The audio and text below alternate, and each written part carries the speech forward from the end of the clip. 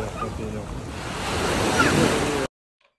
te demandes peut-être comment on peut concilier maternité et entrepreneuriat sans péter un câble, sans exploser en vol, ou alors encore comment garder du temps pour soi, pour ses enfants, pour ses projets, sans finir lessivé, en burn-out, frustré ou complètement dépassé.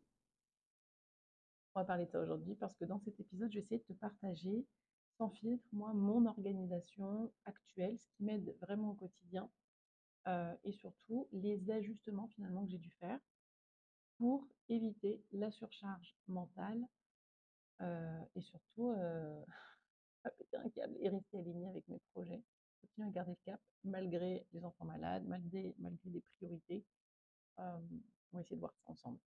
J'ai fait un petit récap de mon organisation et de comment finalement j'ai réajusté mon temps de travail parce que jusqu'à encore pas si longtemps, c'était vraiment anarchique. Euh, et en fait, j'ai décidé de ne plus, en tout cas, de me mettre un cadre. Sinon, j'avance pas, simplement. Je n'avance pas. Donc, déjà, ce que je ne fais plus, c'est travailler le soir. Je ne travaille plus le soir parce que mon cerveau, il est complètement rincé, essoré. Mes enfants, ils sentent que... euh, pardon pour le bruit, je touche le micro. Donc, je travaille plus le soir, je te disais. Mon cerveau, il est complètement à plat de toute façon le soir. Et mes enfants, ils sentent. Ils sentent quand je suis fatiguée, ils sentent quand je suis plus disponible. Donc, j'ai arrêté de culpabiliser de ne pas faire. Et autre chose aussi qui m'a bien aidée ces derniers mois, c'est de ne plus prendre aucun rendez-vous, appel, visio, etc. avant 10 heures. Donc si j'ai des rendez-vous, je les cale après. Les visios aussi. D'ailleurs, les visios, c'est plutôt l'après-midi pour moi. Et parce que moi, chez moi, les matins, ils sont vraiment précieux. C'est les moments où soit quand j'ai les enfants avec moi et les enfants ont besoin de moi, Heu, ou alors c'est vraiment le matin où je suis, la plus productive. D'ailleurs, je t'invite à, essayer de découvrir aussi quel est ton chronotype. Moi, je suis chronotype ours et c'est vrai que je suis beaucoup plus active et efficace le matin. Tu peux le faire le test, hein, tapes sur Google, test chronotype. Tu un lien, ça doit être le premier lien, t'envoie vers un test pour savoir quel est ton chronotype, comment tu peux organiser tes, journées par rapport à ton chronotype. Et aussi, je laisse plus mes journées à la merci des autres. C'est-à-dire que j'ai appris à dire non, j'ai appris à ne pas répondre au téléphone quand il n'y a pas d'urgence ou quand c'est juste, je sais que c'est un appel qui va me monopoliser et qui va m'empêcher de rester concentrée. De toute façon, moi, mon téléphone, de 9h à 16h, il est en mode indisponible. Comme ça, c'est fait. Et après, il se redébloque automatiquement. Mais ça vraiment, rien que ça, moi, juste cette troisième règle de plus répondre au téléphone quand c'est pas nécessaire, quand il n'y a pas une urgence euh, en journée, pendant mon temps de travail, je ne réponds pas. D'ailleurs, ce que tu peux faire toi aussi, c'est essayer de lister ce qui te prend du temps dans ton quotidien professionnel aujourd'hui. Qu'est-ce qui bouffe ton énergie, qu'est-ce qui bouffe ton temps pour pouvoir justement faire cette liste toi aussi de ce que tu ne veux plus en fait. Quelles sont les limites que peut-être tu as dépassées et qu'il faudrait plus que tu dépasses? Tu aimerais justement mettre dans ton fameux cadre. Ensuite, comment je m'organise? Moi, déjà, je m'organise par bloc de temps. Ça n'a pas toujours été le cas. Et après avoir testé différentes choses, je me suis rendu compte que c'était ce qui me convenait le mieux. Vraiment de m'organiser par bloc de temps plutôt que de faire des to-do listes interminables. Je n'arrive pas à prioriser. Donc, comment je structure mes journées? En gros, le matin, de 9h30 à 12h30, c'est mon bloc créatif stratégique. C'est là où j'écris, je tourne, je crée. C'est là où mon cerveau doit être euh, full disponible. Donc, j'ouvre pas mes mails, j'ouvre pas mes messages sur Insta et je me concentre vraiment que sur ce que je dois faire. Et si je dois travailler vraiment en deep work, c'est vraiment à ce moment-là. Ensuite, je me fais vraiment une petite pause déj, peut-être 30 minutes, où vraiment je déconnecte. J'essaye, je prends pas mon téléphone, j'essaye de me mettre loin de l'ordi, c'est pas toujours le cas. Des fois, je mange devant l'ordi en scrollant sur Instagram, mais je me force. J'essaye soit de laisser mon téléphone dans mon bureau et de manger dans le salon, par exemple. Ça, c'est le souci quand tu travailles chez toi, hein, tu as la tentation aussi. Et ensuite, l'après-midi, de 13h30, 16h, on va dire 13h-15h, c'est plutôt mon bloc opérationnel où là, ça va être, j'avance sur les mails, sur les tâches administratives, sur les pages de vente, des choses qui vont pas me demander autant d'énergie, hem, que, le matin quand je dois vraiment réfléchir à certaines choses. Et ensuite, j'ai une mini plage entre 15h et 16h, 16h30, ça dépend si c'est moi qui vais chercher les enfants. Si je vais chercher les enfants, je m'arrête de travailler à 16h. Ou là, c'est plutôt le temps tampon, où je souffle un petit peu plus, je vais prendre des appels pour les imprévus, si j'ai besoin d'aller faire une petite course vite fait avant de récupérer les enfants, ça va être à ce moment-là.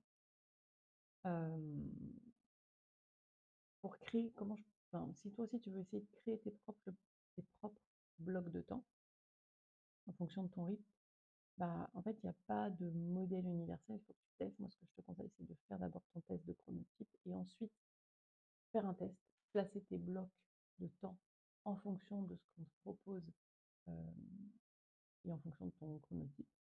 Fais le test, vois sur plusieurs semaines si ça te convient et tu fais des ajustements. Et ensuite, on m'a souvent dit, quand j'ai beaucoup pris de formation et de coaching, où on m'incitait pas mal à déléguer. Alors la délégation, c'est tout un truc aussi. J'ai délégué pendant mon congé mat l'année dernière, donc c'était en 2023. J'ai délégué à une amie euh, qui est, qui est assistante virtuelle. Et en fait, elle a pris le relais sur certaines choses pendant mon congé mat, mais c'est la seule fois où j'ai délégué des choses parce que bah, j'avais pas le choix et qu'il fallait que je me repose et que je récupère, voilà, le postpartum, l'allaitement, etc. Je savais que ça allait me prendre beaucoup de temps et d'énergie. Donc, on a anticipé. J'ai commencé à lui déléguer des choses un petit peu avant parce que déjà, je m'en sortais pas, j'étais trop fatiguée, j'arrivais pas à travailler comme je devais. Et, et après, la naissance de ma petite aussi. Et en fait, depuis, j'ai pas redélégué. Je pensais que on continuerait à bosser ensemble et en fait, j'aime bien avoir les mains dans le cambouis, j'aime bien être dans l'opérationnel. Pas, enfin, dans l'opérationnel, je m'entends. C'est-à-dire que là, aujourd'hui, si je devais déléguer certaines choses, bah, je déléguerais pas en fait tout ce qui touche finalement à mon image ou à ma communication personnelle, par exemple. Je déléguerais justement la partie plutôt opérationnelle, technique. Rédiger des pages de vente, rédiger des emails,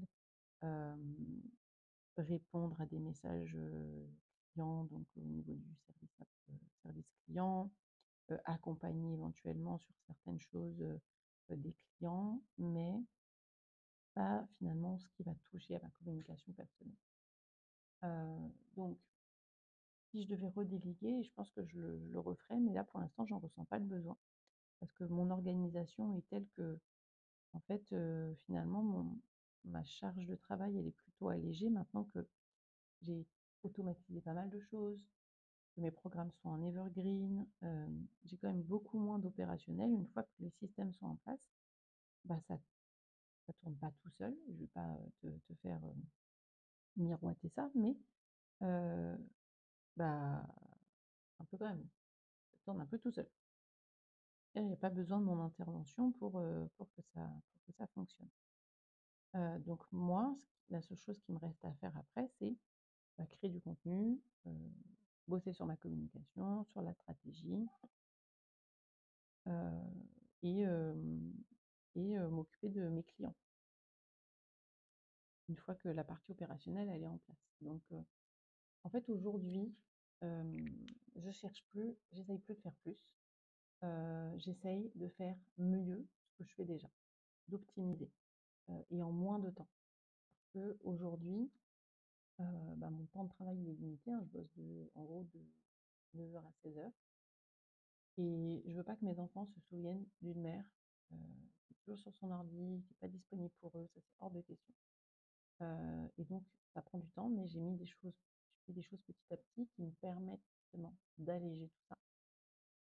Et attention, mon organisation elle est pas parfaite, hein, mais l'idée c'est que mon organisation elle respecte mon cycle, mon niveau d'énergie quotidien et bah, ma réalité finalement, de mère, heu, ou coparent, hein, en fonction des périodes, mais et ça, c'est des sujets dont on parle peu, donc on commence à en parler un petit peu, notamment des cycles féminins et la manière justement cyclique qu'on a de gérer notre énergie.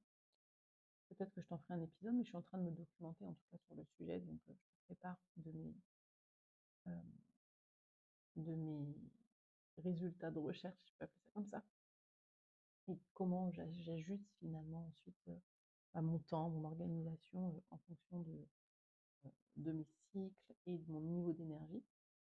Mais en tout cas, sache que si tu es entrepreneuse, si tu es mère, tu pas besoin finalement d'un planning miracle. Ce qu'il te faut, c'est plutôt, un système qui va respecter ton énergie, ta charge mentale et ta vraie vie. C'est-à-dire, bah, pas celle que tu vois sur Pinterest ou sur Instagram, ta vie réelle. Et plutôt que de chercher finalement à être productive à tout prix, essaye de chercher plutôt l'organisation qui te permet de te sentir bien, d'avoir du temps pour toi. Et parce qu'en fait, tu as rien à prouver. Rien à prouver, tu es déjà en train d'en faire beaucoup. Donc, lâche du lest. Et s'il y a une journée où ça se passe pas comme tu avais prévu, bah, c'est pas grave en fait. Il va rien se passer. Demain, tu vas pouvoir, tu as une nouvelle chance de recommencer et d'ajuster en fonction de ton niveau d'énergie. Donc, n'hésite pas. Je t'invite à partager, à t'abonner, à commenter si tu souhaites cet épisode, à partager le podcast. Ça m'aide beaucoup à mettre de la lumière sur le message que j'ai à te partager. Je te remercie.